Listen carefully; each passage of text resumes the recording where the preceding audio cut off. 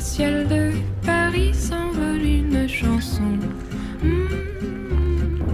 Мы пришли к интересному месту, здесь тихо. Вот ходишь по городу, везде шум машин, а здесь тихо. А почему? Потому что это остров. Столица Франции начиналась с маленького острова Сите на реке Сена. Кельтское племя паризеев населяло остров еще до нашей эры. А от названия племени паризеи город и получил свое название Париж позже, в VI веке. В XI веке здесь был дворец короля, было около 40 улиц и соединялся остров с берегами Сены 4 мостами. На сегодняшний день мостов уже 9, дворца нет, но другие исторические объекты стали легендами острова и всего Парижа.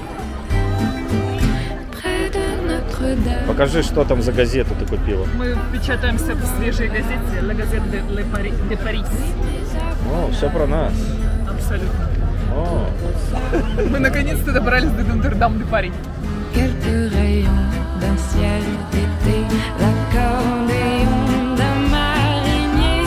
15 апреля 2019 года главный архитектурный памятник Сите, собор Парижской Богоматери, охватил разрушительный пожар, который обрушил шпиль и уничтожил крышу.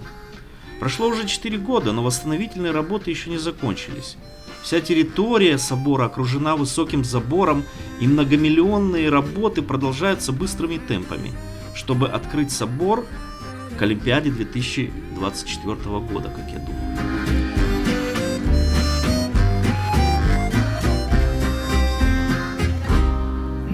Симпатичная треугольная площадь Дофина в центре острова никогда не пустует. Народ играет в какую-то игру, кидают шары, видимо, типа бильярд. Но бильярд, типа только без палок, кидаешь руками шары, нужно попасть, наверное, по другому шару. Или попасть в какую-то зону. Интересная игра. Сегодня выходной, люди пьют пиво и играют.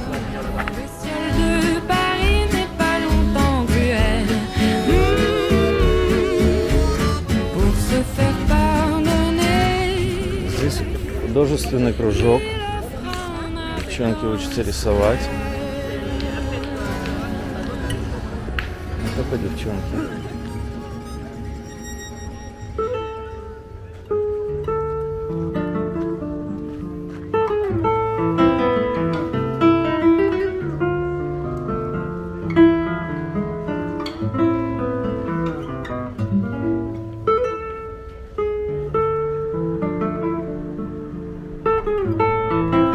Помимо острова Сите, в Париже можно найти и другие довольно тихие уголки.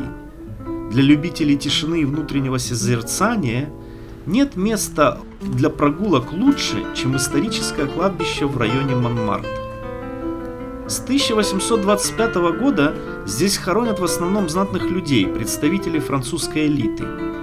Более 20 тысяч могил в окружении более 700 деревьев из 38 пород.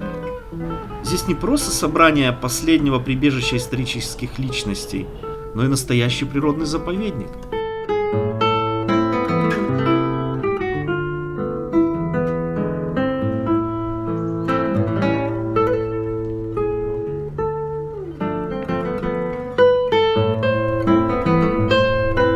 Мы находимся на кладбище Монмартра, место последнего, так скажем, приюта, пристанища многих знаменитых людей, которые внесли вклад в науку, искусство, композиторы, пианисты, научные деятели, и Стендель, и Золя, и Дюма.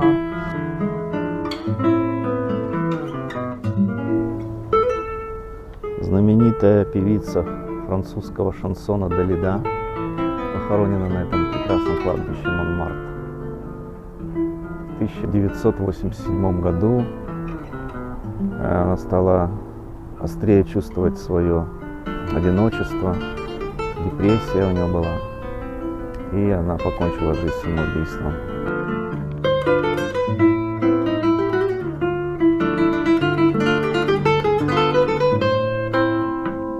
Попадаются очень такие необычные могилы. Защищено от ветра, от дождя. И внутри такой японский сад, можно сказать. Дерево типа сакуры цветет. И Очень стильно и очень необычно.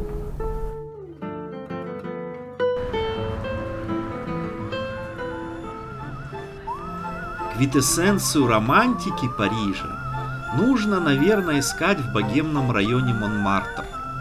Это, собственно говоря, 130-метровый холм, единственный в городе. Вершина холма увенчана знаменитой базиликой Сакр-Кёр, до которой мы еще дотопаем. А сам район вокруг холма оккупирован художниками, карикатуристами и графиками. В свое время здесь жили и творили такие знаменитости, как Ван Гог, Пикассо, Модильяне и другие.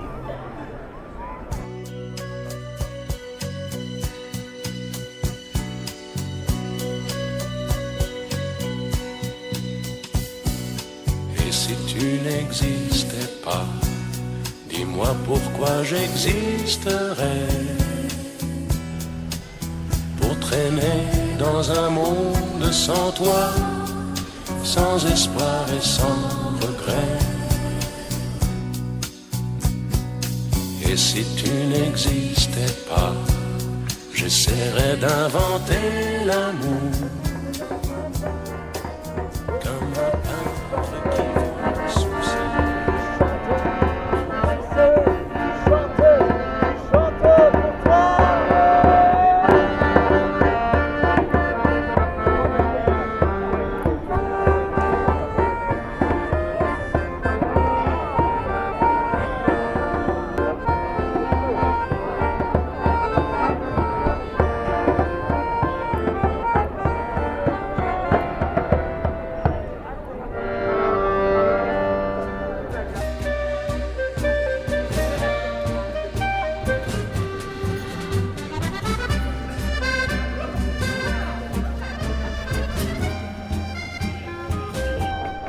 Ну, не знаю, как других, меня такие шумные места всегда напрягают. Я не очень люблю, где много народу. Гораздо приятнее походить в местах, где тихо, но приятные места всегда привлекают людей, туристов.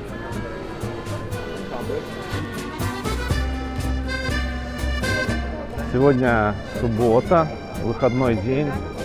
Я думаю, не только гости города, но и местные вышли прогуляться, посмотреть на красоты любимого города. Город действительно красивый, есть ему что показать.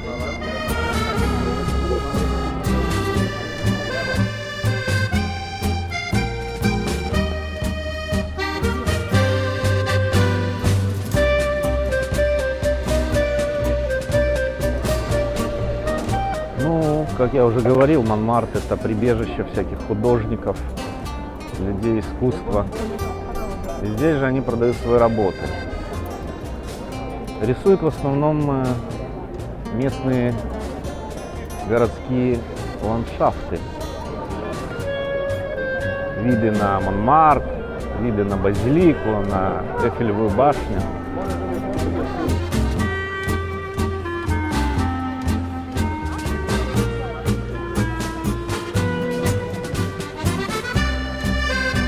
Так начинаются великие творения.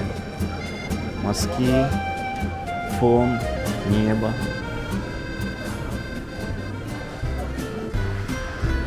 Очередь в ресторан «Бульон Пигале». То есть люди, чтобы покушать в этом знаменитом месте, стоят в очередь. Наверное, надо постоять минут 15. Но места много в ресторане, я вижу 2 этажа. Что-то особенное, наверное, в меню. Нам стало любопытно, и отстояв минут 10 в очереди, мы таки попали в сие заведение. Увидев меню, осознали, что это, конечно, не ресторан со звездами Мишлена, а вполне бюджетное подобие Макдональдса по-французски, где можно вкусить национальную кухню в тесной, но дружной интернациональной атмосфере.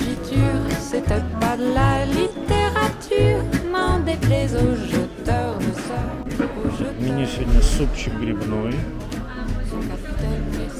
артишок, инвинигар. Улитки по-французски 6 штук. Мила пытается поймать улиточку. Не получается, не получается, не получается. Давай, давай, давай. Мы ее сделаем. Давай, давай. Главное, чтобы она не пищала в ухо. А, ее нужно вытаскивать. Этим ты хватаешь ее целиком. Я-то понимаю, как ее схватить. Вот так, да. Как показывай. Вытаскиваем внутренность. Вот она вылазит. Оп. Вытащили и поймали. Правильно. Вкусно? Ну, не восторг. Есть можно. Немножко жирка вот так сбросили. Масло. И оп.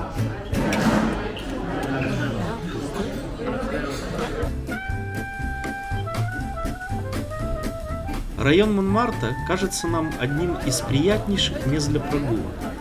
Есть тихие улочки, некоторые очень даже живые, и везде уникальная атмосфера Парижа, воспетая в книгах и фильмах, от которой вы точно не разочаруетесь.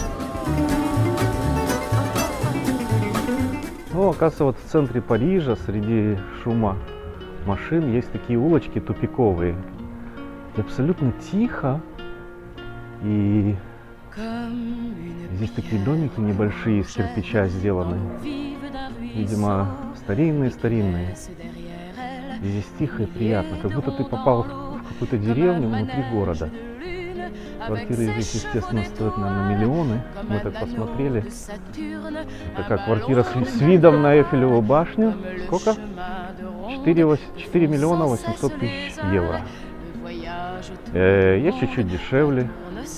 Короче, чем ближе к Эйфелевой башне, красивее вид из окна, тем дороже. Ну, самое скромное, наверное, можно найти за 500 000 евро. Но это без... можно. 100 квадратов без вида. Comme un tourbillon de neige, comme un vol de goéland, sur des forêts de Norvège, sur des moutons d'océan, comme le chemin de ronde que font sans cesse les heures. В этом замечательном маленьком парке в центре Монмартра расположена достопримечательность, которая привлекает множество народу сюда. Сейчас мы ее увидим. Что же это такое? Почему здесь столько людей толпится? Оказывается, здесь на всех языках мира на этой стене написано «Я тебя люблю». Даже вот на иврите я нашел. На иврите я как-то сразу бросилась в глаза. Родной язык. Aussitôt qu'on les oublie et les feuilles de l'automne rencontrent des ciels moins bleus et ton absence leur donne la couleur de tes cheveux. Японские туристы 100% будут впадать в экстаз на вершине Парижа, горе Монмартр. Влюбленные парижане и гости города обязательно захотят оставить здесь на вечное хранение замок со своими инициалами, как символ любовного союза сердец. Добрались почти на самую вершину, почти что пик Парижа. Вечер уже 7 часов почти. В Париже собирается народ, чтобы встретить закат. И самая лучшая точка — это с вершины горы Монмартр, возле базилики Сакр-Кёр. Собирается множество людей.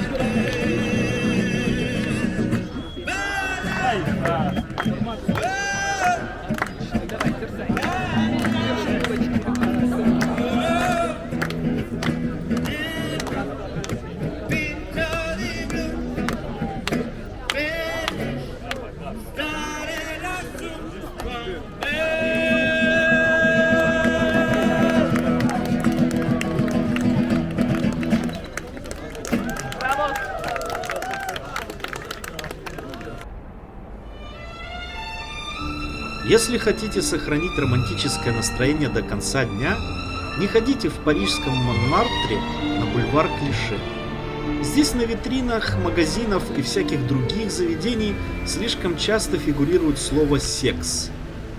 Вечером, нужно сказать, освещение в Париже не ахти, а вот эти все вывески так и переливаются. На лавочках рассаживается множество личностей выпивающих, и японские туристы могут почувствовать себя неуютно. Лучше берите такси сразу до Молин-Руж, и будет вам кабаре поднимать уровень романтики и ностальжи до невероятных высот. Que je reste perdu ne sachant où aller, les yeux cherchant le ciel, mais le cœur mis en terre. Hier encore, j'avais 20 ans, je gaspillais le temps en croyant l'arrêter, et pour le retenir, même le devancer, je n'ai fait que courir et me suis essoufflé, ignorant le passé, conjuguant